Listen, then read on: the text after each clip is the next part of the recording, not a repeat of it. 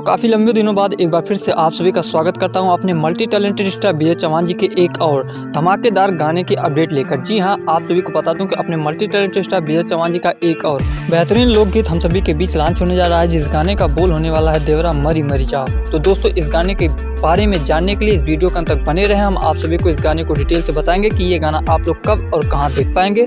तो हम उम्मीद करते हैं कि आप लोग हमारे साथ वीडियो के अंत तक बने रहेंगे और वीडियो पसंद आए तो लाइक शेयर जरूर करिएगा और चैनल को सब्सक्राइब नहीं किया तो चैनल को सब्सक्राइब करके बेल आइकन को प्रेस कर लें, ऐसे ही अपने मल्टी टैलेंटेड स्टार विजय चौहान जी की हर एक छोटी सी बड़ी अपडेट जानने और सुनने के लिए। तो दोस्तों आइए बात करते हैं इस गाने के। तो इस गाने को गाया है हम सभी के चहेते सिंगर विजय चौहान जी ने, जो कि यह एक सोलो वर्जन सॉन्ग बनाया गया है। जी हाँ, और इस गाने के लिखने का काम किया है बिट्टू विद्यार्थी जी ने।